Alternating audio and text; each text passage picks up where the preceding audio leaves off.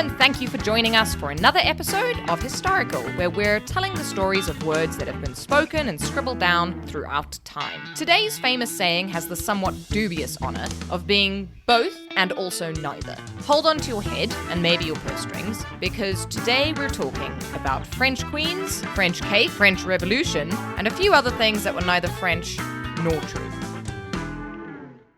In the late 1700s, the French were, understandably, very cross. The old feudal regime had left a handful of people quite powerful and very wealthy, and left pretty much everybody else out in the cold. Over the course of a handful of years, the French embarked on a revolution, changed their constitution, chopped off a lot of heads, and adopted a new style of very adorable hats. If you think that's a bit of a flippant oversimplification, may I remind you that most people's understanding of this immensely complex political upheaval is based around a single sentence and a highly stylized film starring Kirsten Dunst and approximately every wig ever made.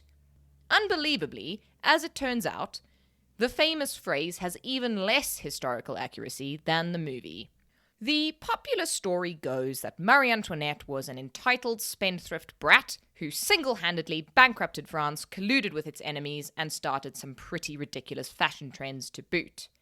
So out of touch was she that when someone informed her that there were, in fact, people who could not afford triple marinated quail's eggs laid in the light of the new moon every afternoon for tea, she was utterly bemused and thought they were making a joke. Upon being told that a devastating famine had hit France's lower classes, leaving the peasants with no bread, she giggled and said, "Well then, let them eat cake," and then toddled off to have another affair and buy a ludicrously expensive hat. Of course, this never happened. For a start, it was let them eat brioche originally, which isn't so much a cake as a sort of pastry bread combo. Of course, the lower classes could neither afford cake nor brioche, so it's a bit of a moot point. But more importantly, there are quite a number of very excellent reasons why Marie Antoinette probably definitely never said any such thing.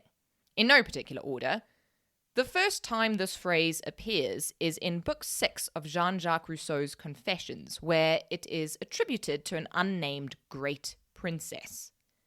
At the time this was written, Marie Antoinette was a whopping 9 years old, and not even French yet. She hadn't been married off and was still happily growing up in her native Austria. It's also a little unclear how much of Rousseau's confessions are confessions of actual facts, and how much is just made up for a good story. Not faulting that, by the way. We've got many an episode here that would be non-existent if people didn't love an old-fashioned, highly unrealistic story, but just worth mentioning.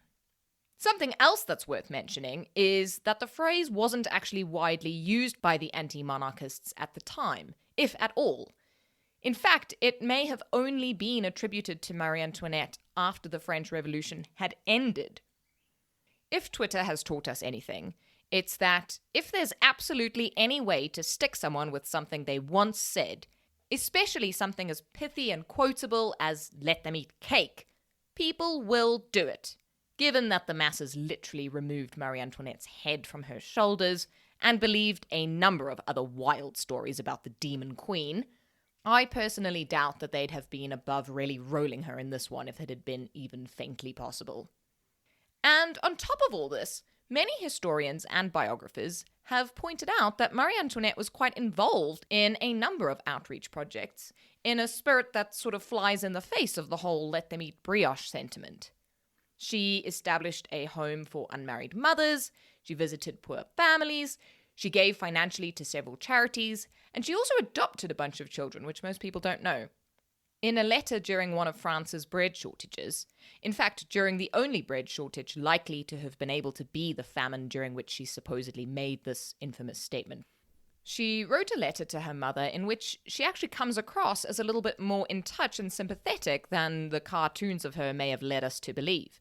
She writes, "It is quite certain that in seeing the people who treat us so well, despite their own misfortune, we are more obliged than ever to work hard for their happiness.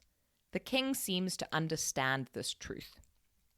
What you might be thinking now is, Marie Antoinette, villain or victim? And the truth is probably neither. Queen or no queen, women had very little agency at this time. In fact, one might go so far as to suggest that the wealthier and more powerful you were, in some ways the less agency you had, but let's park that argument for another day.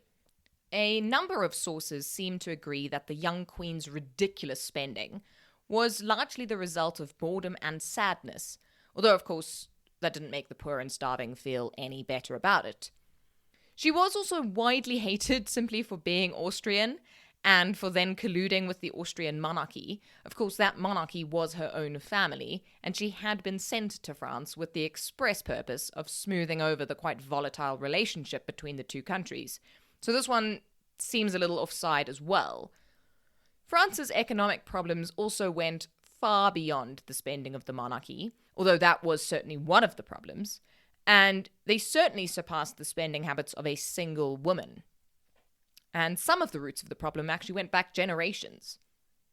On the other hand, Marie Antoinette did spend exorbitant amounts of money and wore some ludicrously expensive outfits, and according to a few of her tutors, she may have been a little bit lazy and perhaps not the sharpest knife at the picnic. She didn't approve of the French Revolution, which of course is a big part of her unpopularity, but of course nobody in her position at the time really did. The revolution set off a domino chain of democracies, but it's quite hard to project ourselves back to a time when killing the queen seemed like the only way to get there. On the other hand, it's equally difficult to project ourselves back to a time when democracy was new and something to be feared. Really, we can't quite get into the right mindset for either side, so it's hard to take one. And in this case, it's probably not necessary either. Two things can be true at once. Marie Antoinette can be both a symbol of the excesses of an old class and an old system, and she can be a tragic product of those times as well. Her last words are almost as famous as "let them eat cake," but these ones are actually true. On the last day of her life, she had to change her dress in front of her prison guards.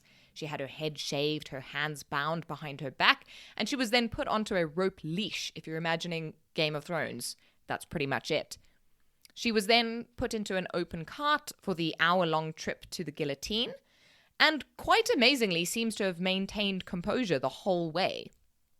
As she walked towards the guillotine, she accidentally trod on her executioner's shoe, so her last words before having her head parted from the rest of her were, "Pardon me, sir, I did not do it on purpose." Thank you for joining this episode of Historical. If you enjoyed yourself, please head over to your streaming platform of choice, subscribe so that you never miss another episode, and leave us a rating and review so that we can continue to tell cool stories. You can also come and find us on Instagram and Twitter at historical_podcast, and join the Facebook group, which is an excellent place to tell us which words you'd like to hear next. Join us again for more words that shape the world every Tuesday.